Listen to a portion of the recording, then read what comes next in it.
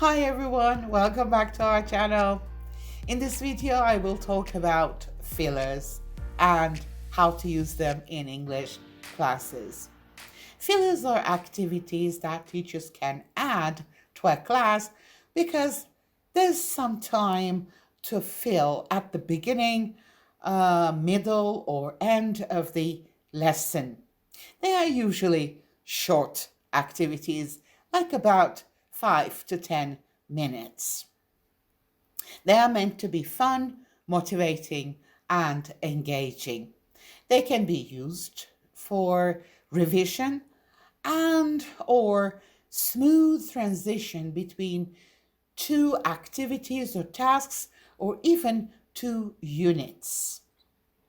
Let's immediately move to the examples that I have. The first time is telling the date, day and month, of course. Teacher asks students to stand up and interact with their friends. They will ask, when is your birthday? And get the answer. And then they will line up according to their birth dates. The line should start with January and end with December. The date is also very important. So if there are 3 students whose birthdays are in April, they should line up accordingly. For example, the student who was born on the 5th of April should stand first. The student who was born on the 14th of April should stand next to that person, and as the last person, the student who was born on the 27th of April. Okay, so this way is a good revision for months and dates. Okay, when the line is ready, when the students say that we are ready, we're done, they will say the month and day of their birthday. And if someone is standing in the wrong place, they should change it immediately. You're there to help them, okay, so don't worry about it. The next activity is a kind of game show. It is telling the price. You ask your students to form small groups depending on the number of your students you have, maybe 5 or 7, and then show them different objects. It may be a bit difficult to bring different objects to the class, so you may use pictures, visuals of those objects. Each group has to make a guess and about the price of that object and write the number down on their card. So they need a pile of cards in front of them, okay? So when you say, okay, let's see your guesses, each group will show their estimate on a card, okay? The group with the closest estimate wins a point. Let's assume you have these visuals because, of course, you cannot find them and carry them to the classroom. And, of course, you need to find the actual prices of these items. Okay, so if the price of this hoodie is, say, 300 Turkish liras, and one of the groups says 275 Turkish liras, that group making the closest estimate will win the point. You can also have perfumes or cell phones. You can have other electronical devices. Make sure that these are the items that students are interested in, like or use in their real life. So when you choose these objects, please consider the age group of your learners. Okay, the next activity is spelling detectives. Okay, write the weekly spelling words or words from the unit you have just covered in random order on the board. And tell your students to study the words for 1 minute. They need to be careful. Okay, pay attention to the spelling of all these words. Let's assume that you have covered natural disasters. So you write all the related words, supposedly that were learned during the unit, and then ask your students to examine them carefully for 1 minute. Then ask them to put their heads down on their desks. Okay? No looking, no peeking. Erase one of the words quickly and rewrite it, but this time make a spelling mistake. Let's assume you have earthquake, tornado, flood, etc. And as you can see here in the list, hurricane is written with one R only. So what you do is you say, oh my, something looks wrong. All spelling detectives, raise your hands and see if you can tell me what word is not spelled correctly. After 15 seconds or 10 seconds, the time limit that you have already determined, call on a volunteer and ask them to say which word is misspelled and to come to the board and correct the spelling of that word. If they can, give that student a point. If they can't, give yourself a point. So here, two teams are playing, the teacher and all of the students. So you repeat steps, okay?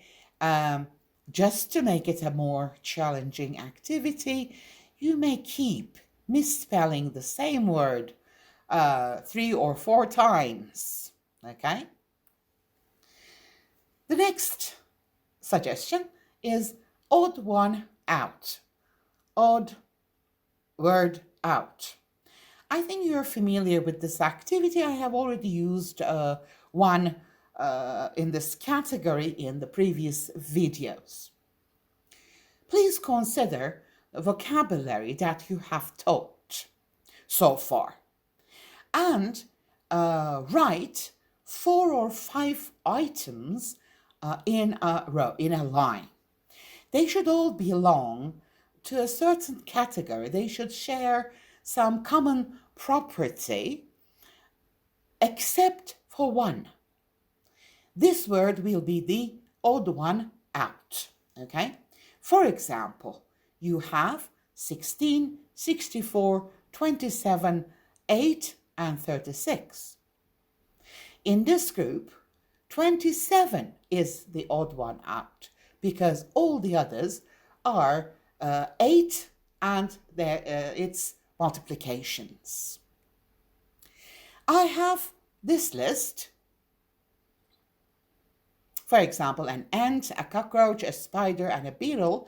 Here, the correct answer is a spider because the others are insects, but a spider is not an insect. Do not forget that these are the vocabulary items that students have already studied and know the differences, how they belong to a category or how they do not belong to a category. Or you may have dollar, purse, euro, and lira. The odd one out is purse because all the others are currencies. Purse is an object that you put your money in, okay? Well, let's move on to another activity. Find the thief. We are going to give some clues and a picture to our students. Or you can reflect the clues and the picture on the board.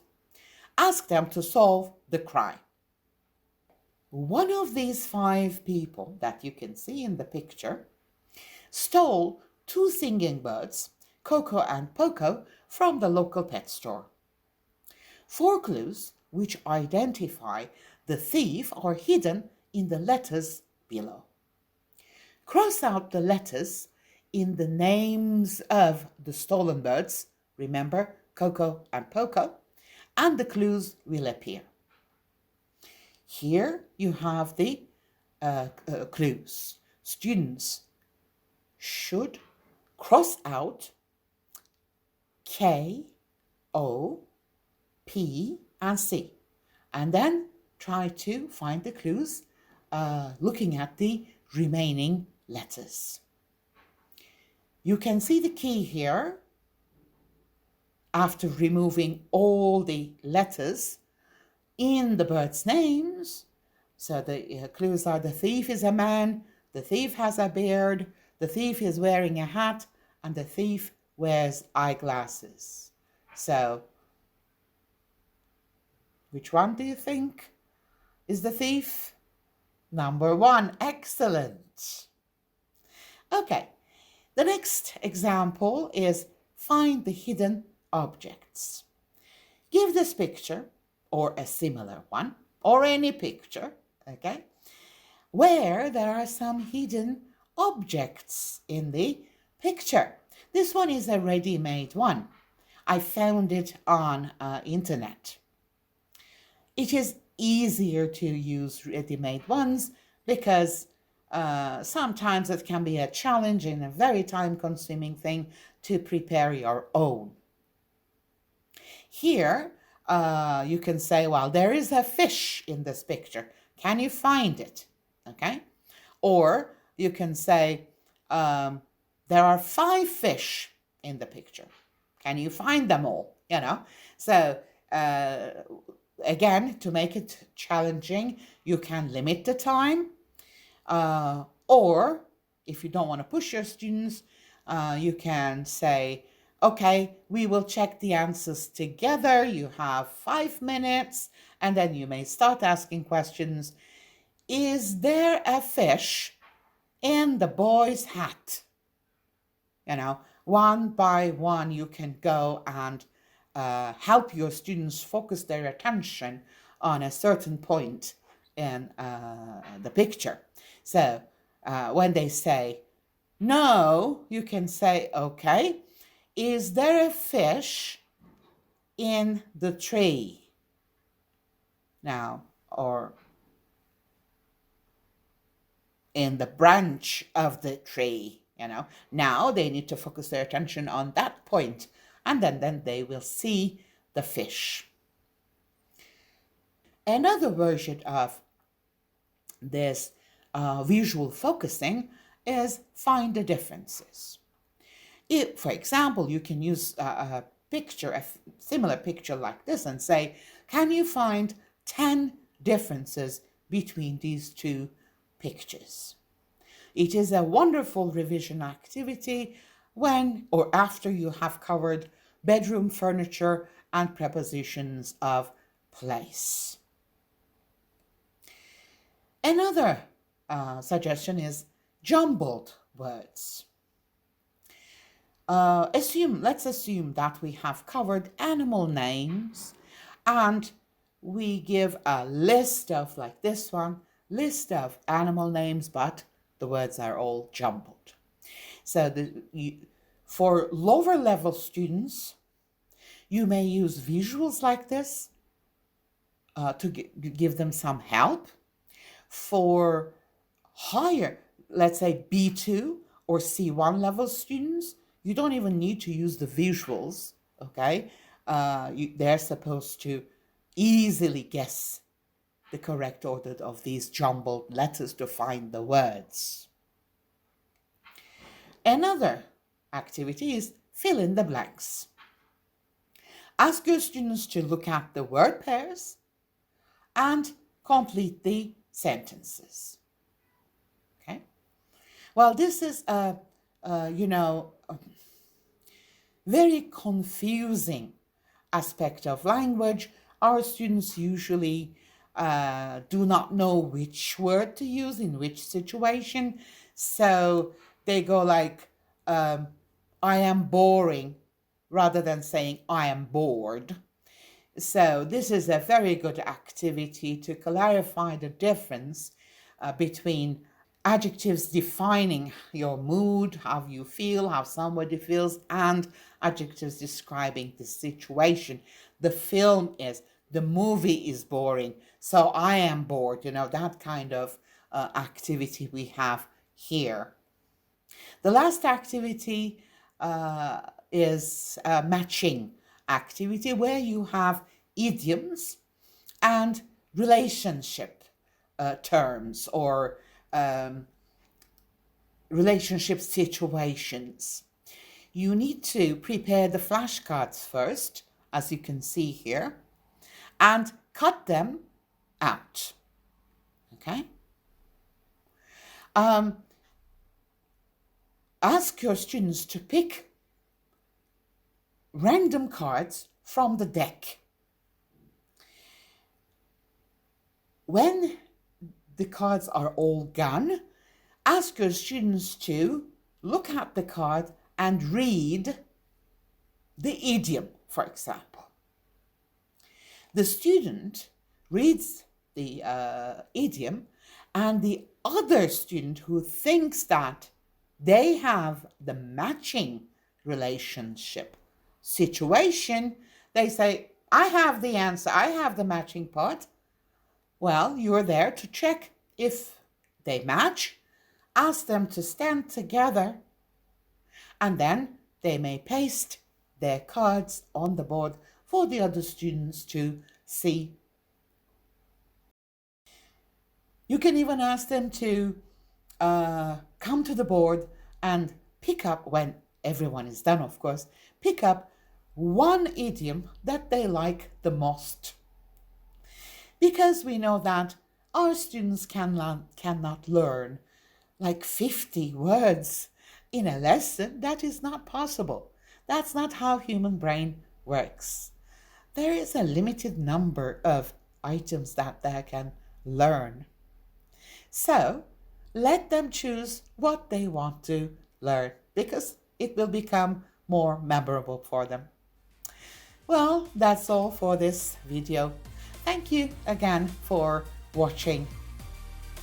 Please don't forget to like this video and subscribe to our channel for more videos. I wish you all the best. Take good care of yourselves. Bye-bye.